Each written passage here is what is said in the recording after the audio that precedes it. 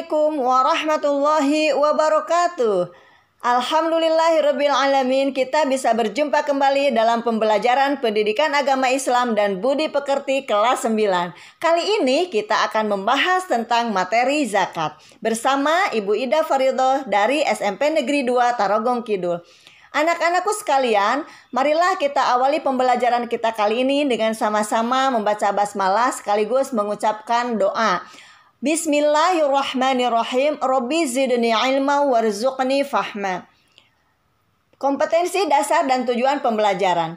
Kompetensi dasar pembelajaran tentang zakat yaitu memahami tentang ketentuan zakat dan mempraktekkan ketentuan zakat. Adapun tujuan pembelajarannya adalah setelah mempelajari slide zakat ini, kalian harus bisa: 1. Mendeskripsikan pengertian zakat dengan benar. 2. Bisa menyebutkan dalil zakat dengan benar. 3. Bisa menjelaskan perbedaan ketentuan zakat fitrah dan zakat mal dengan benar. 4. Bisa menyebutkan mustahik zakat dengan benar. 5. Bisa menyebutkan hikmah pelaksanaan zakat dengan benar. 6. Bisa membuat tabel harta yang wajib dizakati beserta nisab dan kadar zakatnya. 7. Bisa membuat laporan tentang pelaksanaan zakat di rumah. Diawali dengan pengertian. Zakat ada dua macam, ada zakat fitrah dan ada zakat mal. Zakat fitrah secara bahasa artinya adalah kesucian.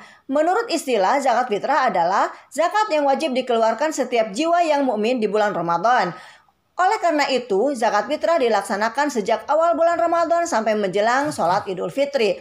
Hukum zakat fitrah wajib bagi semua umat Islam, besar, kecil, laki-laki, perempuan, budak, maupun merdeka, yang memiliki kelebihan makanan atau harta dari keperluan tanggungannya pada malam dan pagi hari raya. Yang kedua adalah zakat mal. Zakat mal adalah zakat harta yang dimiliki oleh seseorang. Zakat mal dikeluarkan untuk membersihkan harta yang dimiliki dengan cara memberikannya kepada orang-orang yang berhak menerimanya dengan kadar dan syarat-syarat yang telah ditentukan oleh agama. Hukum mengeluarkan zakat mal adalah wajib bagi orang yang sudah memenuhi syarat-syaratnya. Dasar hukum atau dalil nakli. Firman Allah Quran surat At-Taubah ayat 103 yang berbunyi, A'udzu billahi minasyaitonir rajim. Khudh min amwalihim shadaqatan tutahhiruhum wa tuzakkihim biha wa shalli 'alaihim. Inna sholataka sakanun lahum wallahu sami'un alim. Shadaqallahul azim. Artinya, ambillah zakat dari harta mereka guna membersihkan dan menyucikan mereka, dan berdoalah untuk mereka, sesungguhnya doamu itu menumbuhkan ketenteraman jiwa bagi mereka. Allah Maha mendengar lagi Maha mengetahui. Quran surat At-Taubah ayat 103. Syarat-syarat muzaki. Muzaki adalah orang yang wajib mengeluarkan zakat. Jadi ada dua istilah dalam pembahasan zakat. Ada muzaki, ada mustahik ya. Muzaki di sini adalah orang yang wajib mengeluarkan zakat, sedangkan mustahik adalah orang yang berhak menerima zakat. Syarat-syarat muzaki, karena zakat ini terdiri dari dua macam, yaitu ada zakat fitrah dan juga zakat mal. Coba kalian simak tayangan berikut ini. Di sini ada ibu sampaikan beberapa hal ya. Coba kalian amati hal-hal apa saja yang sudah ibu tayangkan berikut itu. Ya. Dan marilah kita simpulkan bersama-sama. Apa itu syarat dari muzaki? Pertama, beragama Islam.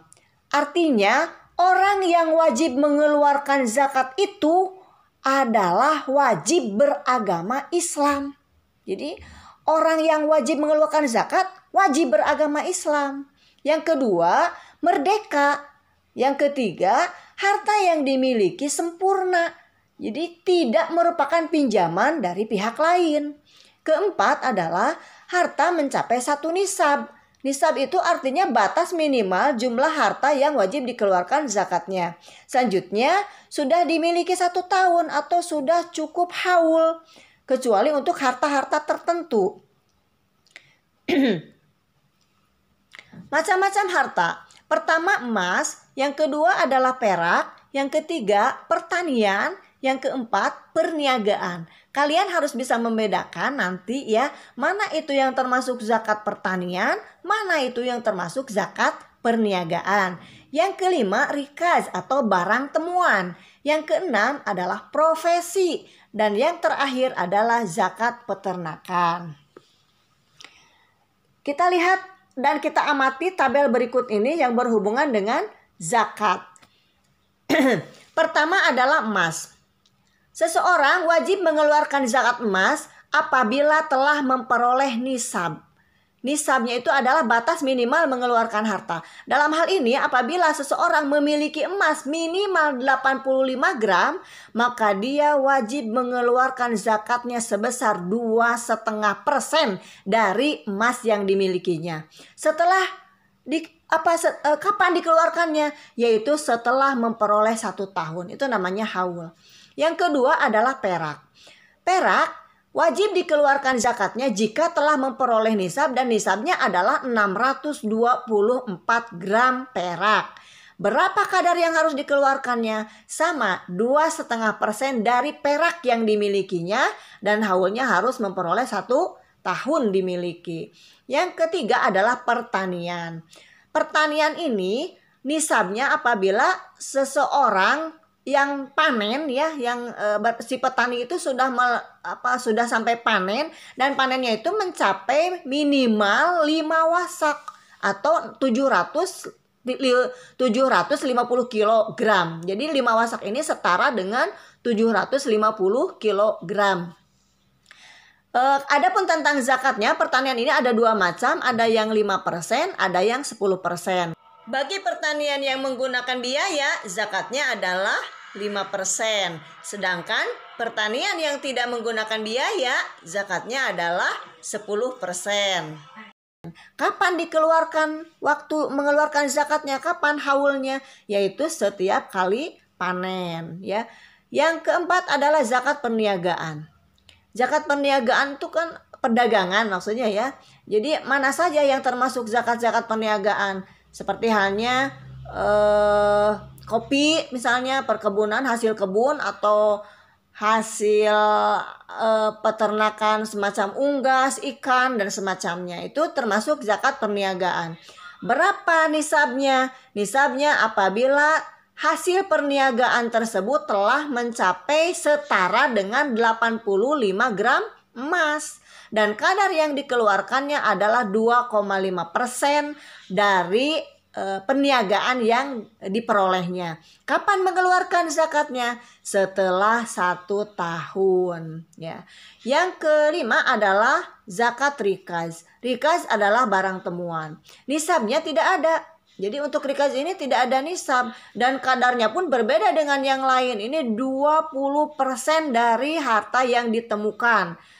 Jadi apabila seseorang menemukan emas misalnya 100 gram atau 1 ons ya, maka dia wajib mengeluarkan zakatnya sebesar 20% dari 100 gram, yaitu sama dengan 20 gram emas. Dan ini tidak mencapai haul, tidak harus 1 tahun dimiliki. Karena untuk zakat rikaz ini adalah tidak ada haul. Begitu dia menemukan kemudian barang temuannya itu tidak ada orang yang merasa kehilangan, misalnya setelah 1 bulan disimpan supaya menjaga-jaga kalau ada orang yang kehilangan harta, maka apabila setelah 1 bulan disimpan dan tidak ada orang yang merasa kehilangan, maka dikeluarkan zakatnya sebesar 20% dan ini tidak harus mencapai 1 tahun.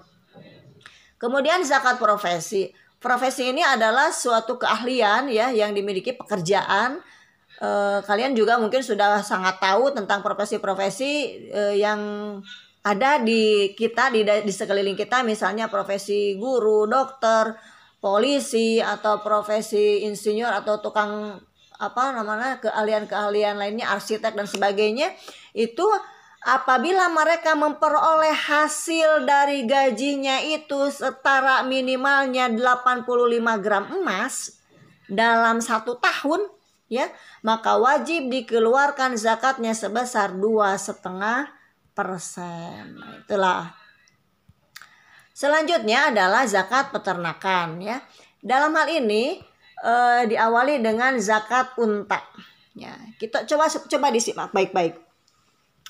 Apabila seseorang memiliki unta antara 1 sampai 5 ekor ya. Bukan 1 sampai 5 ekor ya, 5 ekor ya.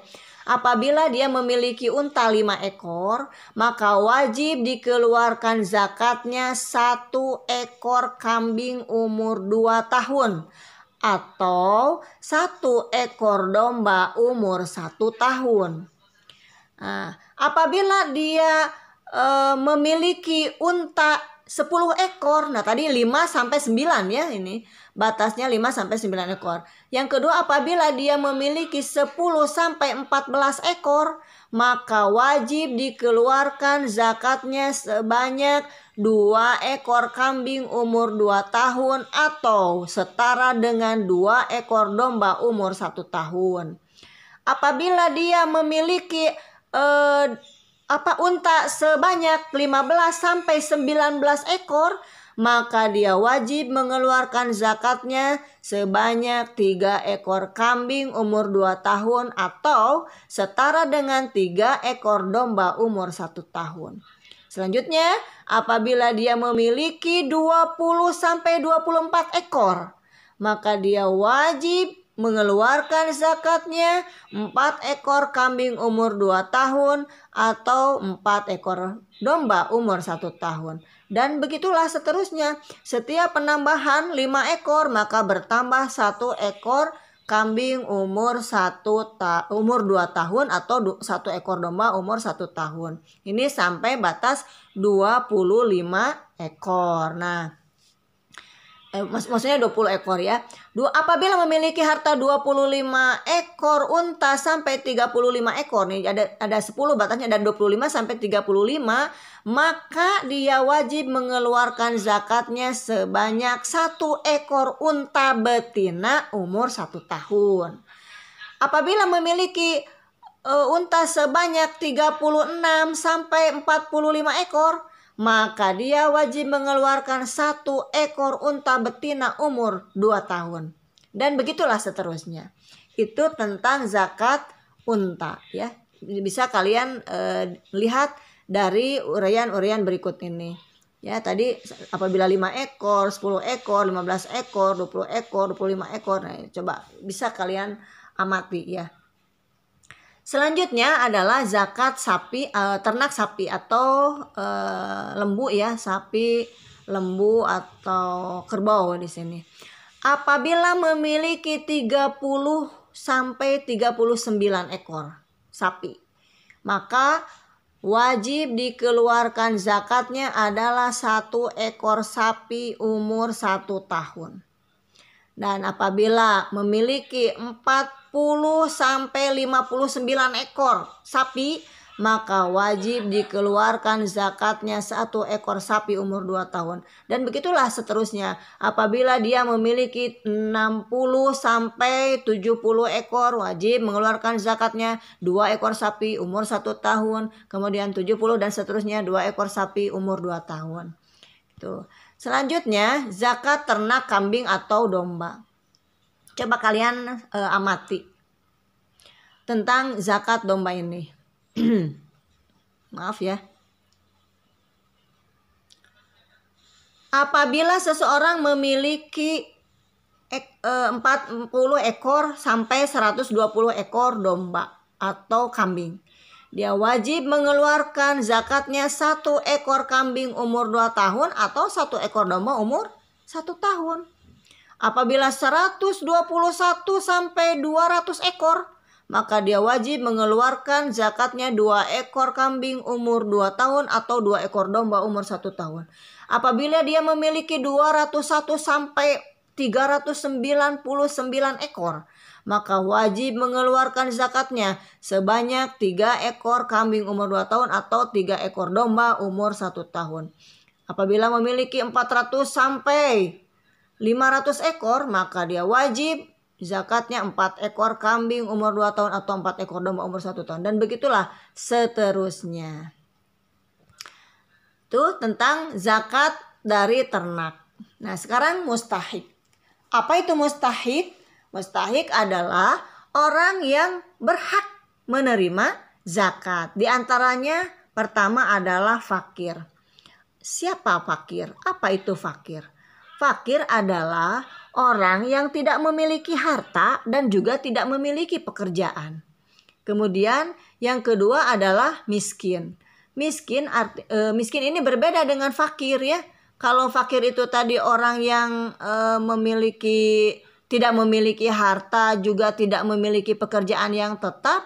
Sementara kalau miskin adalah orang yang memiliki harta, sedangkan miskin adalah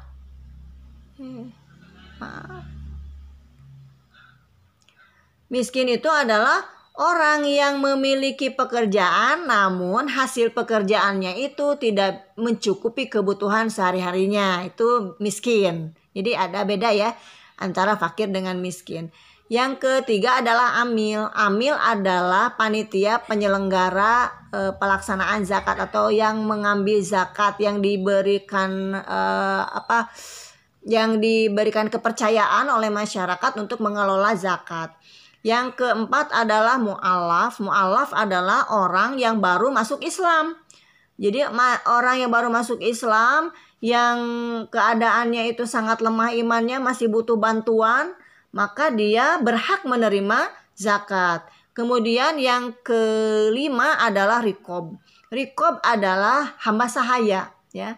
Hamba sahaya juga termasuk salah satu dari orang yang berhak menerima zakat. Yang keenam adalah ghorim. Ghorim ini adalah orang yang berutang. Maksudnya dia itu terlilit dengan utang, dan utang yang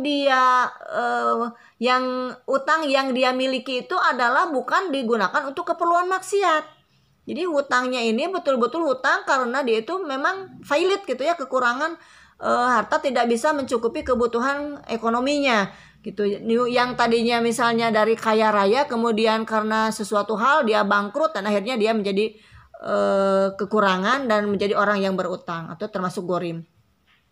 Yang ketujuh adalah sabilillah. Sabilillah adalah orang yang berjuang di jalan Allah. Para syahid, para syuhada ini, orang yang sabilillah ini adalah termasuk salah satu dari orang yang berhak menerima zakat. Dan yang terakhir, yang kedelapan adalah ibnu sabil atau orang yang sedang dalam perjalanan. Nah, atau musafir ya, orang yang safar, orang yang sedang dalam perjalanan yang kehabisan bekal. Nah, sekali lagi, mustahik zakat terdiri dari 8 asnaf atau 8 golongan. Yang pertama adalah fakir, yang kedua miskin, yang ketiga amil, yang keempat mu'alaf, yang kelima riqob, yang keenam ghorim, yang ketujuh sabilillah, dan yang terakhir ke-8 adalah ibnu sabil. Nah, mengenai mustahik ini dijelaskan di dalam Quran surat At-Taubah ayat 60. Selanjutnya, hikmah zakat. Pertama, dari pelaksanaan zakat ini, baik zakat fitrah maupun zakat mal, pertama itu merupakan ungkapan rasa syukur dan nikmat yang diberikan Allah Subhanahu wa taala. Jadi orang yang berlebih hartanya bisa berbagi kepada orang yang memerlukan. Yang kedua, mengurangi kesenjangan sosial antara yang kaya dengan yang miskin. Yang ketiga, untuk menyucikan diri dari dosa dan memurnikan jiwa atau tazkiyatun nafs. Yang keempat, menumbuhkan sifat dermawan dan mengikis sifat kikir. Yang kelima, sebagai alat pembersih harta dan penjagaan dari sifat tamak orang jahat ya. Yang keenam, bisa menolong atau membantu membina kaum du'afa secara ekonomi. Nah, itulah kurang lebih hikmah dari pelaksanaan zakat fitrah ataupun zakat mal. Nah, marilah kita simpulkan bersama-sama tentang uraian pembahasan zakat ini. Zakat fitrah adalah zakat yang wajib dikeluarkan setiap jiwa yang mukmin di bulan Ramadan.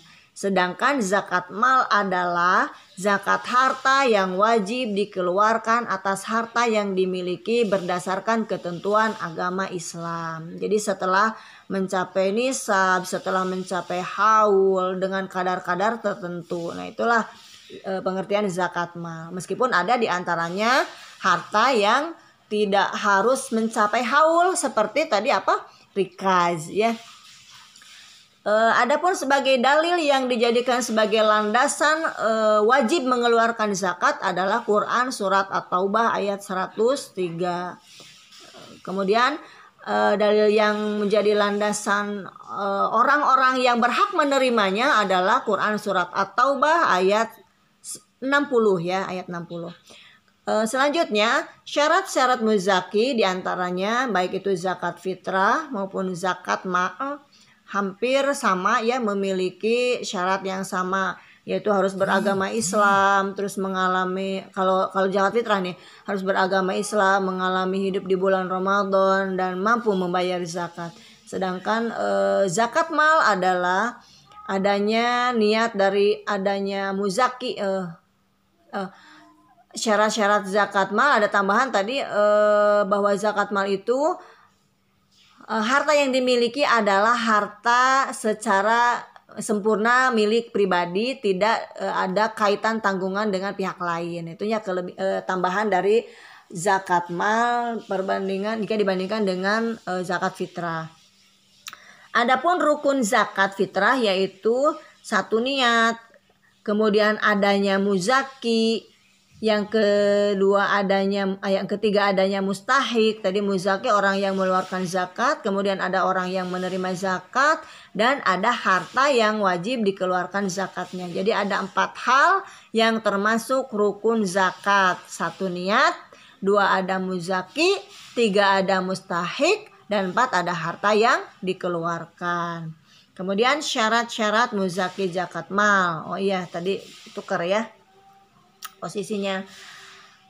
Syarat-syarat muzaki zakat mal tadi sudah Ibu sampaikan. 1, beragama Islam, merdeka, milik sempurna, tidak merupakan pinjaman dari pihak lain, harta yang mencapai 1 nisab atau batas minimal jumlah yang dari harta yang dimiliki sehingga wajib dikeluarkan zakatnya. Kemudian harus sudah mencapai 1 tahun dimiliki kecuali untuk harta-harta tertentu.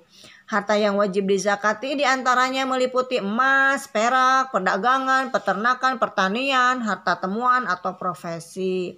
Kemudian orang yang menerima zakat yaitu ada 8 asnaf ya, atau mustahik zakat ini ada 8 asnaf, yaitu fakir, miskin, mu'alaf, gorim, riqob, sabilillah, dan ibnu sabil.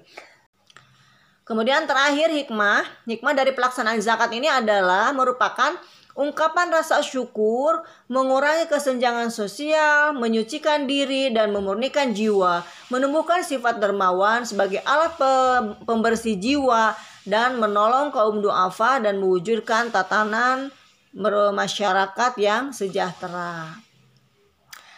Anak-anakku sekalian, tibalah pada postes ya, tagihan yang harus kalian selesaikan. Jadi postes ini, tagihan-tagihan ini wajib kalian kerjakan di buku catatan kalian. Jangan lupa diberi nama di setiap helaiannya, di setiap lembarnya diberi nama dan kelas ya. Mengapa harus diberi nama? Ini untuk memudahkan penilaian bagi Ibu, karena ketika kalian mengupload di Google Classroom, ada di antaranya teman-teman kalian yang tidak jelas namanya, hanya email saja.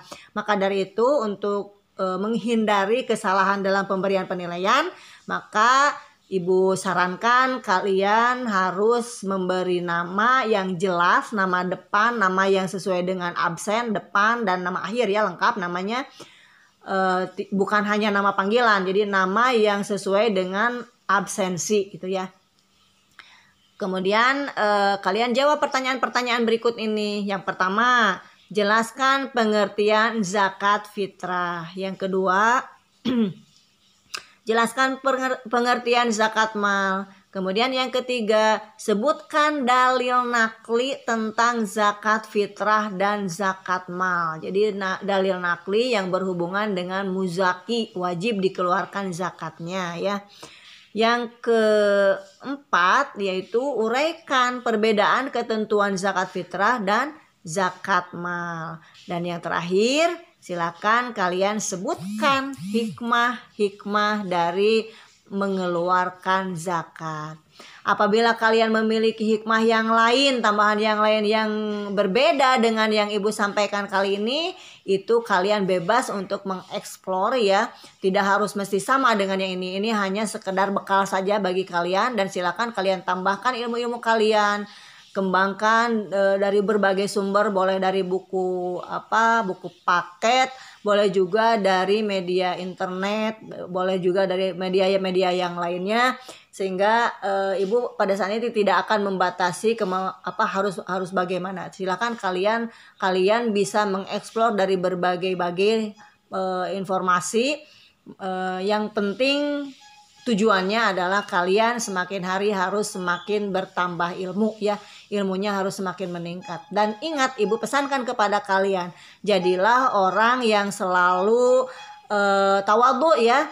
Tambah ilmu bukan tambah sombong, tapi tambah ilmu harus tambah hati-hati. Itulah semboyan dari ilmu padi ya. Semakin berisi semakin merunduk. Itu bagus kalau kita gunakan dalam kehidupan kita sehari-hari, bisa diterapkan dalam kehidupan kita, dalam sikap kita, sehingga betapapun kita bertambah ilmu yang banyak, maka tidak akan menjadikan kita menjadi lebih sombong. Karena anak-anakku sekalian, marilah kita akhiri pembelajaran kita kali ini dengan sama-sama membaca doa kifaratul majlis. Subhanakallahumma wa bihamdika asyhadu an la ilaha illa anta astaghfiruka wa atubu ilaik. Walhamdulillahi rabbil alamin. Wassalamualaikum warahmatullahi wabarakatuh.